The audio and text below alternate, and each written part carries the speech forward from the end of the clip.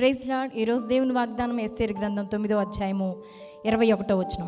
యూదులు తమ పగవారి చేత బాధపడక నెమ్మది పొందిన దినములనియు వారి దుఃఖం పోయి సంతోషం వచ్చిన నెలనియు వారు మూలుగుట మానిన శుభదినమనియు ప్రతి సంవత్సరము అదారు నెల యొక్క 14వ దినమందు 15వ దినమును వారు ఆచరించుకొనుచు విందు చేసుకొనుచు సంతోషముగా నుండి ఒకరికొకరు బహుమానములను దరిద్రులకు కానుకలను పంపదగిన దినములనియు వారికి స్థిరపరచెను.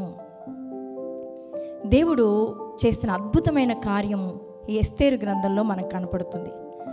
దుష్టుడు, అసూయపరుడు, గర్విష్ఠి అయిన హామాను మొర్దెకై తన ఎదుట వంగక, తన ఎదుట సాగిలపడక, నమస్కారం చేయక ఉండిన విధానాన్ని బట్టి అతనికి కోపం వచ్చి మొర్దెకైతో పాటు యూదా ప్రజలందరినీ కూడా సంహరించాలని నిర్ణయించుకొని అహష్వేరోసు రాజుతో మాట్లాడి 127 సంస్థానాల్లో ఉన్న యూదా ప్రజలందరినీ కూడా చంపించడానికి ఒక తేదీని ఖరారు చేసి తాకీదులు పంపించిన సందర్భంలో మొర్దెకై దేవుని సన్నిధిలో ఉపవాసం ఉండి ప్రార్థన చేయటమే కాక రాజభవనంలో ఉన్న ఎస్తేరుకు కూడా ఆ విషయాన్ని తెలియచెప్పి ఈ విషయంలో నువ్వు కలగజేసుకోవాలి, నువ్వు మాట్లాడాలని చెప్పినప్పుడు ఎస్తేరు 3 దినాలు ఉపవాసం ఉండి ప్రార్థించింది.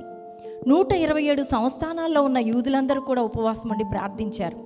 అలా ప్రార్థించినప్పుడు దేవుడు ఒక అద్భుతమైన కార్యాన్ని జరిగించాడు. ఏ హామానైతే యూదా ప్రజల నాశనాన్ని కోరి వారిని చంపించడానికి ప్రయత్నం చేశాడో ఆ ప్రయత్నాలన్నీ కూడా దేవుడు తిప్పికొట్టి అహష్వేరోసు రాజు ద్వారా మరి ఏ దినాన యూదా ప్రజలందరినీ చంపాలని నిర్ణయించాడో అదే తేదీన హామాను అతని కుటుంబ సభ్యులందరూ కూడా మరి ఉరి తీయబడినట్లుగా మనం చూస్తాం. దేవుడు చేసిన అద్భుతమైన కార్యం చూడండి.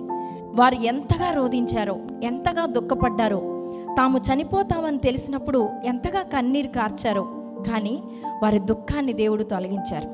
నిజంగా దేవుడు ఎంత గొప్ప కార్యం జరిగించాడు. దానిని బట్టి వారొక అద్భుతమైన పండగను ప్రతి సంవత్సరం కూడా జ్ఞాపకార్థంగా జరిగించుకోవాలని వారు నిర్ణయించుకున్న సందర్భాన్ని మనం చూస్తాం. యూదా ప్రజలకు పోరాటాలు, ఇబ్బందులు, సమస్యలు అనేవి తరచుగా కలుగుతూ ఉండేవే. కాబట్టి వారి జీవితంలో ప్రతి సమస్యలో కూడా దేవుణ్ణి ఆశ్రయించి కార్యాలు పొందిన విధానం మనం చూస్తాం. ప్రియమైన దేవుని బిడ్డలారా, ఆత్మీయ జీవితంలో దేవుని ప్రజలుగా, దేవుని బిడ్డలుగా మన జీవితంలో కూడా రకరకాల పోరాటాలు కలుగుతూ ఉంటాయి. అనేక రకాలైన దుఃఖ దినములు, దుఃఖ సమయములు మన జీవితంలో కూడా కలుగుతూ ఉంటాయి.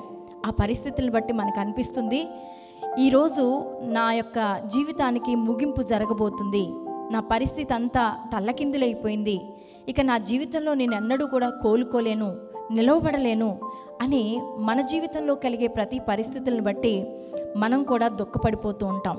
అపవాది మన జీవితాలలో మనల్ని కృంగ చేయడానికి అనేక రకాలైన ప్రయత్నాలు చేస్తూ ఉన్నప్పుడు మనం కూడా వేదన పొందిన సందర్భాలు ఎన్నో ఉంటాయి. ఒకవేళ ఈ సమయంలో నీ జీవితంలో కూడా బహుదుఖాన్ని అనుభవిస్తున్నావా? యూదా ప్రజల జీవితంలో దేవుడు చేసిన అద్భుతమైన కార్యాన్ని చూడండి. బహుగా రోధించారు, కన్నీరు కార్చారు, కానీ వారు దుఃఖము పోయిన దినము, నెలను దేవుడు వారి జీవితంలో జ్ఞాపకార్థంగా ఉంచాడు. ఈరోజు నువ్వు ఏ విషయంలో కన్నీటితో ఉన్నావు, దుఃఖంతో ఉన్నావు, వేదంతో ఉన్నావు, నీ జీవితంలో కూడా నీ దుఃఖము తొలగించబడిన రోజుగా, నీ దుఃఖము తొలగించబడిన నెలగా, నీ దుఃఖము తొలగించబడిన సంవత్సరముగా నీ జీవితంలో దేవుడు కూడా గొప్ప కార్యం జరిగించబోతున్నాడు. నీ దుఃఖము పోయి సంతోషాన్ని పొందే స్థితిని దేవుడు నీకు ఇచ్చుటకు ఈరోజు నీకు వాగ్దానం చేస్తున్నాడు. కాబట్టి ఈరోజు ఈ వాగ్దానాన్ని బట్టి ధైర్యం తెచ్చుకొని, నిజమే యూదా ప్రజల జీవితంలో దేవుడు చేసిన కార్యం ఎంత గొప్పదో నా జీవితంలో కూడా అటువంటి గొప్ప కార్యాన్ని జరిగిస్తాడని నువ్వు నమ్మి విశ్వసించి ఈ వాగ్దానాన్ని క్లెయిమ్ చేసుకొని ప్రార్థించు. నీ జీవితంలో కూడా నీ దుఃఖాలన్నీ పోయి నీకు సంతోష దినాన్ని దేవుడు ఇవ్వబోతున్నాడు. ప్రార్థన. పరిశుద్ధుడా, ప్రేమ కలిగిన నా తండ్రి, కృపాసత్య సంపూర్ణుడివైన నా దేవా, నీకు వందనాలు. ఎంతమంది నీ బిడ్డలు అనేక రకాలైన శ్రమలు, శోధనలు, వేదనలు, రోగాలు, బలహీనతలు, ఆర్థిక ఇబ్బందులు, ప్రభు అసమాధానాలు అనేక రీతులుగా కన్నీటితో, దుఃఖంతో, రోదనతో, వేదనతో జీవితాలు ముగింపు జరగబోతున్నాయేమోనని అయా బాధతో ఉన్నారు. ఆ బిడ్డలందరి జీవితంలో వారి దుఃఖ దినములు సమాప్తములయ్యి వారికి సంతోష దినములుగా ప్రభా జరిగించబడడానికి సహాయం చేయమని బ్రతిమలాడుకుంటున్నాను. వారి సమస్యలన్నిటికీ పరిష్కారం దయచేసి వారి హృదయాల్లో నెమ్మదిచ్చి, వారి కుటుంబంలో సమాధానం ఇచ్చి, వారికి ఉన్న ప్రతి ఇబ్బందిలో నుంచి వారిని విడిపించి లేవనెత్తి బలపరచమని యేసు నామంలో ప్రార్థిస్తున్నాను పరమ తండ్రి. ఆమేన్.